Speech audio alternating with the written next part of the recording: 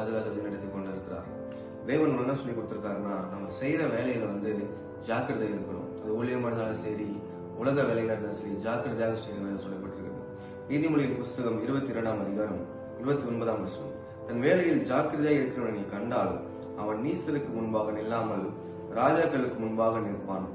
நம்ம ராஜாக்களுக்கு முன்பாக நிற்பான் அப்படின்னு சொல்லியிருக்காரு. யார சொல்லியிருக்காருன்னா, தன் வேலையில் யார் ஜாக்கிரதையா இருக்கிறாங்க அப்படின்னு. நீசன் என்பதற்கு அநேக விளக்கங்கள் இருக்கு. அதுல 2 விளக்கம் என்னன்னா, ஒன்று அறிவில்லாதவன், இன்னொன்னு இங்கிலீஷ்ல என்ன சொல்றதுன்னா லோ ரேங்க் அப்படின்னு இருக்குது. தாழ்ந்தவனோ அறிவில்லாதவன், அவனுக்கு முன்பாக நீங்க நிக்க மாட்டீங்களான். தன் வேலையில ஜாக்கிரதையா இருக்கவன் எப்படி யாரும் நினைப்பானா, ராஜாக்களுக்கு முன்பாக தான் நிற்பாங்களாம். நம்ம கர்த்தர் கொடுத்திருக்க உலக வேலையில இருந்தாலும் சரி, முக்கியமா அவரோட ஊழியத்தின் வேலைகள்ல நம்ம ஜாக்கிரதையா இருக்கிறோமா, இல்ல அலட்சியப்படுத்தி இருக்கிறோமா, இல்ல சோம்பர்த்தனமா செய்யற வேலையை செய்யாம நம்ம அலட்சியப்படுத்துறோமா?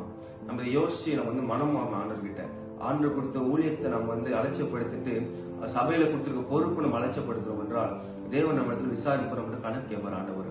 அவர் கொடுத்திருக்க ஊழியம் வேலைகள் உலக வேலை இருந்தாலுமே நம்ம ஜாக்கிரதையாக செய்யணும். அது கர்த்தருக்கு முன்பாக நம்ம நிக்கிற அளவுக்கு நம்ம தகுதியுள்ளவர்களாக மாற்றணும். ஜாக்கிரதை செய்யறவங்க எல்லாருக்கும் நிற்பாங்க. ராஜாக்களுக்கு முன்பாக தகுதியுள்ளவர்கள் தான் நிற்பாங்க. அப்படிப்பட்ட தகுதியுள்ளவர்களாக நம்ம ஜாக்கிரதையா இருந்தோம்னா மாறலாம் என்பதை சொல்லப்பட்டிருக்குது. அதனால கர்த்தர் கொடுத்த வேலைகளை, முக்கியமா ஊழியத்தின் காரியத்துல அவர் சொல்ற சிறு விஷயமா இருந்தாலுமே அது பெரிய மேன்மையான காரியம் ஊழியம் செய்யறதுலாம்.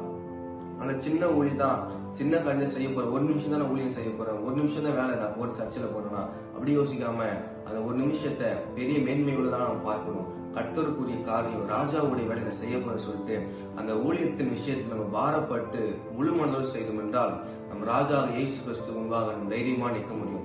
இல்லைன்னா நம்ம வெக்கப்பட்டு தலை குனிந்து போக முடியும். அவர் வேலையை நம்ம செய்தல் அஜாக்கிரதையா இருந்துட்டு சோமர்த்தனப்பட்டுட்டு வெக்கப்பட்டுட்டு அவர் கொடுத்த ஊழியத்தை நம்ம செய்து நிறைவேற்றல என்றால் வெக்கப்பட்ட ஊழியர்களை தான் நம்ம நிற்க முடியும் தவிர ராஜாக்களுக்கு முன்பாக தைரியம் ஊழியர்களை நிற்க முடியாது. அதனால இனிமேல் நம்ம கொடுத்துக்க வேலையில ஜாக்கிரதையா செயல்படுவோம். அடுத்து நம்ம மையப்படுவதாக. ஆமென்.